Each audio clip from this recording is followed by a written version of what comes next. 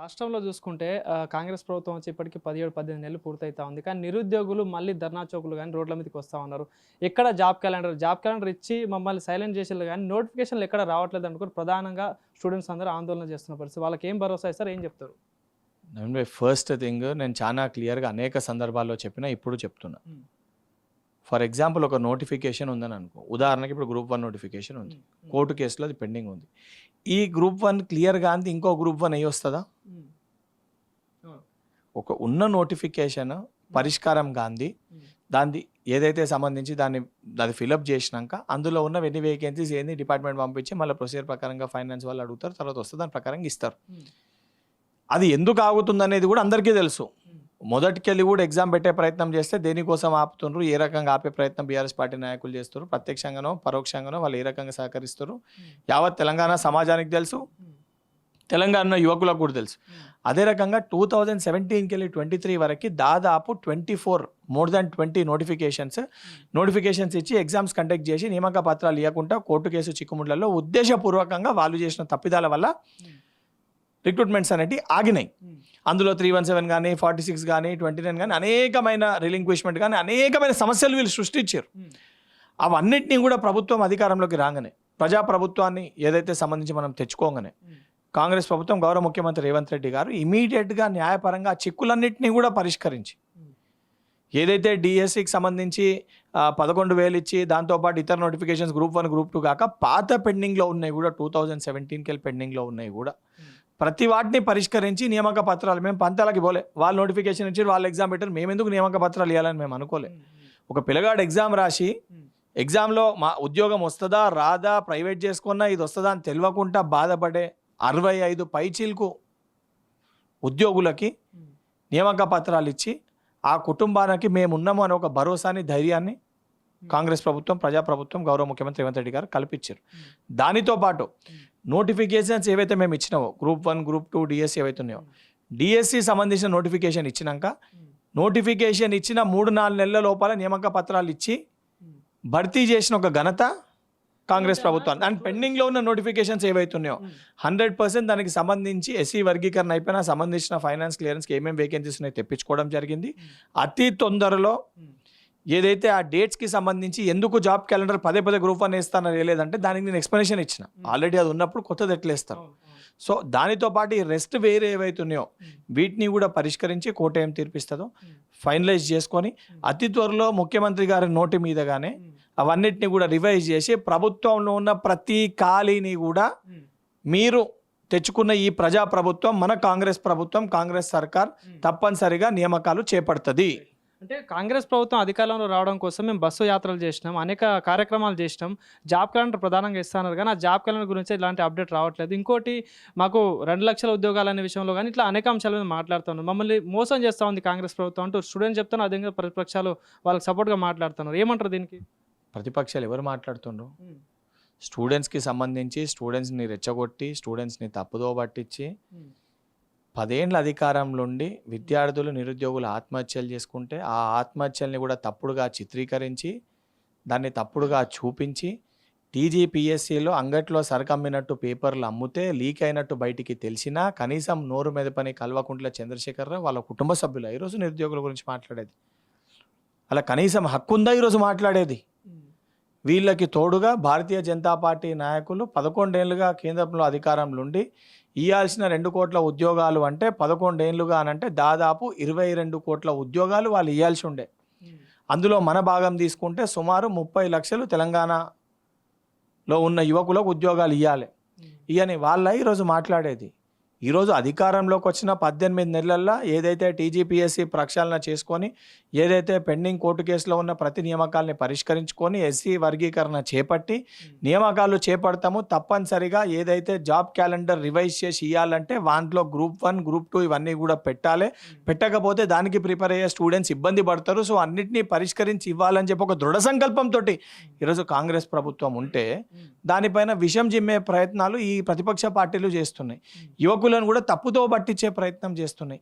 నిజంగా ఏ రోజన్నా ఈరోజు అధికార పక్షంలో ఉన్న బల్మూరు వెంకట్ కానీ, లేదా చామల కిరణ్ రెడ్డి గారు కానీ, అనిల్ కుమార్ యాదవ్ గారు కానీ, అదేవిధంగా మా కార్పొరేషన్ చైర్మన్లు ఎవరికన్నా యువకులకు సమస్యలు ఉన్నాయంటే మేము వాళ్ళకి అందుబాటులో ఉన్నాము. వాళ్ళ సమస్యల్ని కూడా పరిష్కరించడానికి మేము సిద్ధంగా ఉన్నాము. 100% పరిష్కరించి తీరుతాము. ఎందుకంటే వాళ్ళు కష్టపడ్డది, వాళ్ళతో పాటు ఆ రోజు మా ఎన్ఎస్ఎస్ శ్రేణులు, మా యూత్ కాంగ్రెస్ శ్రేణులు, అందులో ఉన్న కార్యకర్తలు, కాంగ్రెస్ పార్టీ కార్యకర్తలు అందరము కలిసికట్టుగా మన ప్రభుత్వం వస్తే మనకు నియామకాలు వస్తాయి అని చెప్పి మనం తెచ్చుకున్నాం. 100% మన ముఖ్యమంత్రి గారు కూడా అదే దృఢ సంకల్పంతో అనేక సందర్భాల్లో చెప్పడం జరిగింది. కానీ ఈ దొంగలు, ఈ రాబందులు ఏదైతే 10 ఏళ్లుగా అక్రమ కేసులు పెట్టి మనపైన దాడులు చేసి మనల్ని ఇబ్బంది చేసి మనకిచ్చే నియామకాలు కూడా అమ్ముకునే ప్రయత్నం చేసిన ఈ లుచ్చాగాన్లకి ఈరోజు మాట్లాడే అర్హత ఉందా? ఒకసారి మా నిరుద్యోగ సోదరులు కూడా ఆలోచించుకోవాలి.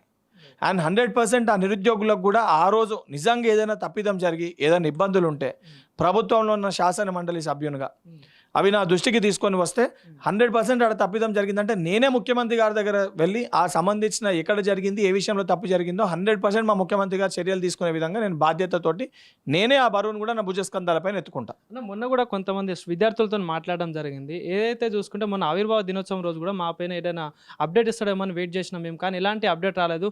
అయితే గతంలో అదే మీరు కానీ, బల్మూరి వెంకట్ కానీ, డాక్టర్ రియాజ్ గారు కానీ, ఇలా అనేక మంది మన కోదండరామ్ సార్ కానీ ఇలాంటి వాళ్ళు మాట్లాడతారేమో అని అనుకున్నాం, కానీ ఎవరు మా పైన మాట్లాడతలేరు. ఒకసారి మీరైనా అడగండి, మమ్మల్ని కూడా అడిగిన పరిస్థితి అన్న. మరి ఏంటి, మరి ఏం చెప్తారు? నవీన్ ఒకటి చెప్తా. ఈరోజు నువ్వు రివైజ్డ్ జాబ్ క్యాలెండర్ ఇస్తాను, గ్రూప్ 1 గ్రూప్ 2 లేకుంటే ఇస్తే పిల్లలు ఊకునే పరిస్థితి ఉందా? నువ్వు చెప్పు, నాకు ఉందా? ఇప్పుడు ఏదన్నా ఇచ్చినప్పుడు అన్ని నోటిఫికేషన్స్తో సహా ఇచ్చే పరిస్థితి ఉంటుంది. ఈరోజు ఆ ఇబ్బందులు దేని వలన వస్తున్నాయి కూడా యువకులకి తెలుసు. ఈరోజు గ్రూప్ 1లో సరే అది కోర్టు పరిధిలో ఉంది, కోర్టు ఏ నిర్ణయం తీసుకుంటుంది, దాని వాల్యుయేషన్ ఎట్లయింది, టెక్నికల్ గ్రౌండ్స్ దాంట్లోకి నేను వెళ్ళట్లేదు. ఎందుకంటే TGPSC is an independent body, వాళ్ళు డెసిషన్ తీసుకుంటారు, కోర్టు డెసిషన్ తీసుకుంటుంది. కానీ ఏదన్నా జరిగినప్పుడు నిజంగా తప్పిదం జరిగిందని అంటే, సార్ నీకు సెంటర్లు అనుమానాలు తప్పిదం జరిగిందంటే మరుసటి రోజే నువ్వు మీడియా ముఖంగానో బయట ఏదో మాట్లాడుతావు. రిజల్ట్స్ అన్నీ వచ్చినాక ఎందుకంత కుళ్ళు కేటీఆర్కి? గ్రూప్ 1 రిజల్ట్స్ అయ్యొద్దు, ఎట్టి పరిస్థితుల్లో గ్రూప్ 1 ఆపాలని. దేనికి? దేనికోసము? అంటే నువ్వు పేపర్ అమ్ముకున్న వాళ్ళకి ఉద్యోగాలు రాలేదనా? అంటే నువ్వు ఎవరికైతే ఉద్యోగాలు ఇద్దామనుకున్నావు ఇవ్వలేకపోయినావనా? దీన్ని ఆపితే మళ్ళీ వాళ్ళకి ఇచ్చుకోవచ్చానా? దేనికోసము? ఈరోజు పాపం యువకులను కూడా తప్పుదో పట్టిస్తారు. అండ్ 100% నేను చెప్తున్నా కదా, మేము ఇచ్చిన మాటని తప్పనిసరిగా మేము నిలబెట్టుకుంటాము. ప్రభుత్వంలో ఉన్న ప్రతి ఖాళీని మేము భర్తీ చేస్తాము. మేము బాధ్యతతోటి ఇవ్వాలనే ఒక సంకల్పంతో మన ప్రజాప్రభుత్వము మీరు ఏరి కోరి తెచ్చుకున్న కాంగ్రెస్ సర్కార్ ఉంది అండ్ చేసి తీరుతాము. దయచేసి ఇటువంటి దొంగల మాటలు నమ్మకండి. వాళ్ళు ఉద్దేశపూర్వకంగా మిమ్మల్ని రెచ్చగొట్టి మళ్ళీ 10 ఏళ్ళు ఏ పరిస్థితి అవుతుందో మళ్ళీ తిరిగి అటువంటి పరిస్థితి కావాలనే ఉద్దేశంతో వాళ్ళు ఈరోజు మనతోటి తప్పు చేయించే ప్రయత్నం చేస్తారు. చివరికి ఒక ప్రశ్న అన్న, ఎందుకంటే ఇప్పుడు రాబోయే ఒక వారం రోజుల్లోనే కూడా నిరుద్యోగులందరూ కూడా ఒక మహాధర్నా చేపడతా ఉన్నారు. 30,000 మందితో కూడా ధర్నా చౌక్లో ధర్నాకైతే కార్యక్రమం చేస్తూ ఉన్నారు. సో ఏంటి మరి, ఒకవేళ ధర్నాలు చేస్తే కాంగ్రెస్ పార్టీకి రాబోయే ఎన్నికలు ఉన్నాయి దగ్గరలో, నష్టం కలిగే ఛాన్స్ ఉండదా? ఇప్పుడు వాళ్ళు ఏది చేసినా వాళ్ళకి చేసుకునే స్వేచ్ఛ ఉంది, వాళ్ళకి చేసుకునే హక్కు ఉంది. ఈరోజు వాళ్ళ మాట వినకపోతే, వాళ్ళు మాట్లాడినప్పుడు మేము అందుబాటులో లేకపోతే వాళ్ళకి చేసుకోవాల్సిన అవసరం ఉంటుంది. ఈరోజు ఇంత స్పష్టంగా, ఇంత బాధ్యతతోటి నేను ఇంత క్లియర్ కట్గా మీకు చెప్పినా, నా దగ్గర కూడా అనేక మంది నిరుద్యోగులు వచ్చినా వాళ్ళకు కూడా నేను చెప్తున్నా కొంతమంది వ్యక్తులు వాళ్ళ పొలిటికల్ బెనిఫిట్ కోసం. సరే, బల్మూరి వెంకట్ అని అంటే నేను మొదటికెళ్ళి విద్యార్థి విభాగంలో ఉన్నా, నేను రాజకీయంగానే ఉన్నా, నేను ఒక పొలిటికల్ మోటివ్ తోటే నేను పాలిటిక్స్లోకి వచ్చినా, నేను ఫైట్ చేసింది కూడా నా ఎన్ఎస్ఏ బృందంతో. కానీ కొంతమంది వ్యక్తులు మేము ప్రొఫెసర్లము, మేము టీచర్లము అని చెప్పి వచ్చి వాళ్ళ ఇన్స్టిట్యూషన్స్ నడిపించుకోనీకి, కొంతమంది వాళ్ళ ఇన్స్టిట్యూషన్స్ నడిపించుకోనీకి ఇటువంటి వీడియోలు పెట్టి, వీడియో ఆఖరిలో కోచింగ్కి క్లాస్ జాయిన్ అయింది, ఇంత ఫీజు, ఇగో ఇది గూగుల్ పే నెంబరు, ఇది ఫోన్పే నెంబర్, జాయిన్ కండి అని చెప్పి, మరి వాళ్ళు నిజంగా ఇష్యూ పైన ఫైట్ చేస్తుండ్రా లేదా దీన్ని వాళ్ళు బిజినెస్ చేసుకొని పైసల కోసం వాళ్ళు ఎవరిస్తుండ్రా అనేది మనం కూడా ఒకసారి పునరాలోచించుకోవాలి. ఎందుకంటే నేను కనబడుతుంది చెప్తున్నా. సార్, నేను మాట్లాడుతున్నానంటే నేను ఒక ఎన్ఎస్ఏ రాష్ట్ర అధ్యక్షునిగా మాట్లాడినా, నేను కాంగ్రెస్ పార్టీ తరఫునే మొదటికెళ్ళి కూడా నాకు ఆ సింబల్ ఉంది, నేను ఆ పార్టీ విద్యార్థి విభాగానికి రాష్ట్ర అధ్యక్షుని. కానీ నేను ప్రొఫెసర్ని, నేను లెక్చరర్ని, లేదు నేను స్టూడెంట్స్ కోసం ఫైట్ చేస్తున్నా అని చెప్పి వచ్చిన వ్యక్తులు ఈరోజు ఇటువంటి వీడియోలు పెట్టి, ఇటువంటి మెసేజ్లు పెట్టి, నువ్వు ఎవరినైతే తిట్టినావో వాళ్ళ దగ్గరికి ఈరోజు ఎలక్షన్లలో పోయి వాళ్ళ దగ్గర ఫోటోలు దిగుతున్నావంటే మరి నేను దొంగ అనుకోనా, నువ్వు మంచోడు అనుకోనా? అసొంటోళ్ళు ఈరోజు నువ్వు చెప్పిన డ్రామాలని చేసే ప్రయత్నం చేస్తారు. అండ్ దీనికి ఏదైనా తప్పుదో పట్టించి ఎవరైనా కోచింగ్ సెంటర్లు, ఇన్స్టిట్యూషన్స్ ఇటువంటి విషయాలకి సహకరిస్తే రేపొద్దున ప్రొసీజర్ ప్రకారంగా, సిస్టమ్ ప్రకారంగా వాళ్ళు కూడా వారు బాధ్యతగా కాకుండా ఏదైతే వాళ్ళ పొలిటికల్ బెనిఫిట్ కోసము వాళ్ళ కోచింగ్ సెంటర్లు నడవడానికి వాళ్ళు ప్రవర్తిస్తే రేపొద్దున వాళ్ళు కూడా ఇబ్బంది పడే పరిస్థితులు ఏర్పడతాయి. సో అంటే మీ దగ్గర కూడా చాలా మంది అప్డేట్ చూస్తా ఉన్నారు అన్న, ఏం చెప్తారు ఫైనల్గా? ఎవరైతే మీ గురించి అప్డేట్ చూసే వాళ్ళకి కానీ అంటే ప్రభుత్వం నుండి కూడా చూసే వాళ్ళకి ఏం చెప్తారు ఫైనల్గా? తెలంగాణ రాష్ట్రంలో ఉన్న నిరుద్యోగులందరూ కూడా 100% మీరు ఏరు కోరి తెచ్చుకున్న మన ప్రజాప్రభుత్వము, మన రేవంత్ అన్న తప్పనిసరిగా ఏదైతే ప్రభుత్వంలో ఉన్న ప్రతి ఖాళీల్ని కూడా భర్తీ చేయాలని ఒక దృఢ సంకల్పంతో ప్రజాప్రభుత్వం ఉంది. తప్పనిసరిగా చేసి తీరుతాము. అతి త్వరలో ఒక శుభవార్తను కూడా గౌరవ ముఖ్యమంత్రి రేవంత్ రెడ్డి గారి నోటి మీదుగా మీరు వినబోతున్నారు. థ్యాంక్ యూ అన్న. Thank you.